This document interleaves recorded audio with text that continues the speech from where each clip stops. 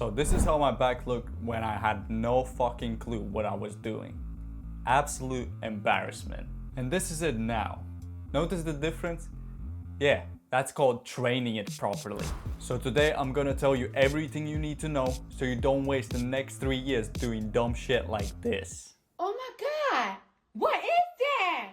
So if your back still looks like a pancake, this video is for you. Let's keep it simple. Your back has shit ton of muscles, but let's be honest, most of them don't matter. Nobody cares how big your teres major is. It's a major waste of time. That's what it is. That's why today we're gonna be focusing only on the muscles that actually make you look like a giga chad. Let's start with the lats. These are your wings. They make you wide as fuck and give you that V-taper that every superhero has. Next, traps and rhomboids. This is your upper back. This is the stuff that makes you look like a turtle from the side. And the thing is, that's all you need to know. You don't need to memorize these Latin names. You need to know how to train your back, you moron. So first of all, we need to hit our back from different angles. That means that our workout needs to include one vertical pull that makes us wide as fuck and 2 horizontal pulls. One focusing more on the upper back and the other one focusing more on the lower lats. Sounds simple, because it is. Stop overcomplicating it. So let's start with the vertical pulls. And for these, I love to do pull-ups. Pull-ups, yeah, those things that you think you're good at, but it actually looks like you're trying to fuck air. So yeah, here's how not to look like a stupid CrossFitter. Grab the bar shoulder width. Pull your shoulders down and retract your scapula. Chin over the bar and control yourself down. Don't free fall like a sack of potatoes. Too weak for pull-ups? Cool, use bands. Too strong? Strap yourself with some weight and show off your new ball sacks. Alternative for babies, lat pull downs. Same motion, different exercise. But when doing these, don't lean back like you're about to give birth. 10 to 15 degrees is all you need when doing lat pull downs. Okay, let's move on to the first horizontal pull, which is gonna focus more on the upper back. And for these, I love to do T-bar rows. And to do these correctly, grab the handles as wide as possible. This will make sure that you hit the upper back. Pull with elbows flared 45 to 90 degrees. And when you're going up, squeeze them shoulder blades as tight as you can. And when they start cramping, you know that they actually start working. And when going down, stretch your back muscles as much as you can by rounding your back. Don't have a T-bar? Cool. Use barbell rows, use cable rows. Just row for fuck's sake. Okay, let's move on to the second type of row, which is gonna focus more on the lower lats. And for these, my go-to is cable rows. This is where most people screw up, because you need to row with your elbows tucked in to hit the lower lats. So make sure that your elbows are glued to your ribs. Keep your shoulders down and make sure you pull to your pelvis, not your chest. And also while doing this exercise, make sure to keep your back as upright as you can. Alternatives, dumbbell rows, machine rows, just make sure that you keep those elbows tucked in and hit those lats. Or stay narrow forever, just like Jack's Fit. Let's talk about volume and frequency. You need to hit your back at least 2 times a week for maximal gains. No exceptions, not when you feel like it. This isn't yoga, this is bodybuilding, you dumbass.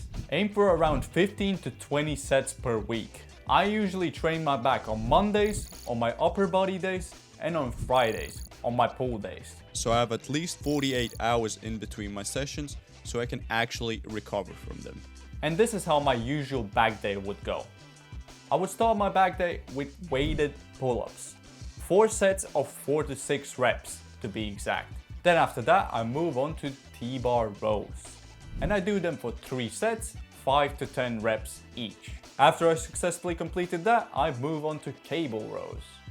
And same as T-bar rows, 3 sets, 5 to 10 reps. And that is it. I do 3 exercises for my back.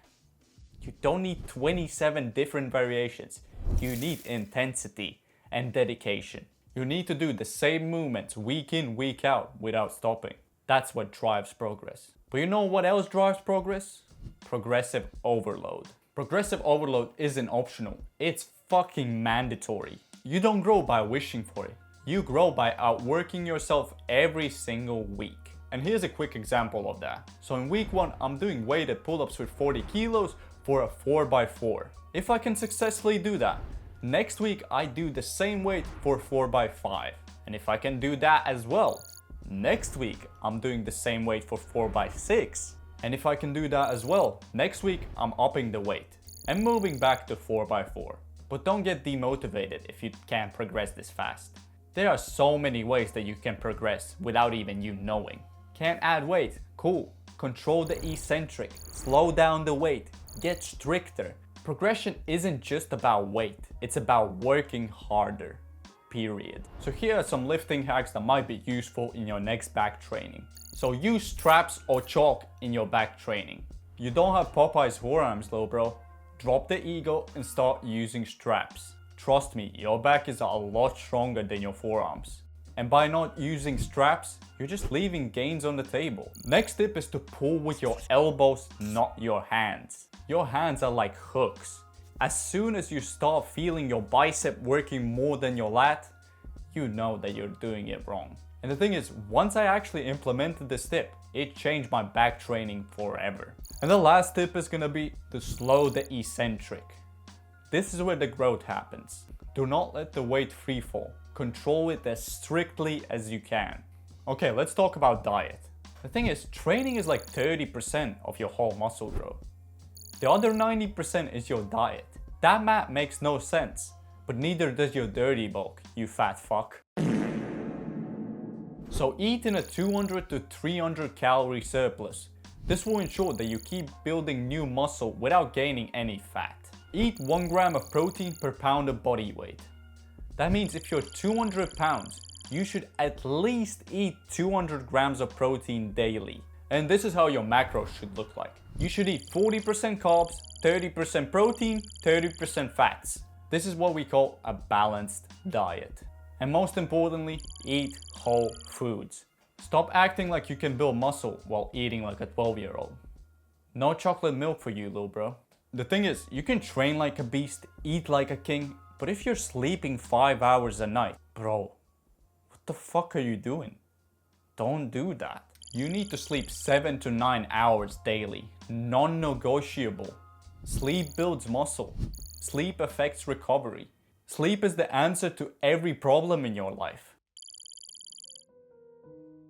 Bodybuilding isn't complicated, it's just hard. People expect results in the first couple of months. That's why they quit, because they don't have the dedication to stick to it for a couple of years. This shit is a marathon, not a sprint. So my last tip for you is to not give up. Keep going, because one day you're gonna achieve that dream physique that you crave. Stop comparing yourself to people online. Everybody has different genetics. Everybody's training differently. But that does not mean that there's a specific way you should train, because the most important thing is that you keep showing up. Thank you for watching this video, and if you enjoyed it, like this video if you're not a coward. And get the fuck out of here. You're starting to annoy me. I'm just joking, I love you.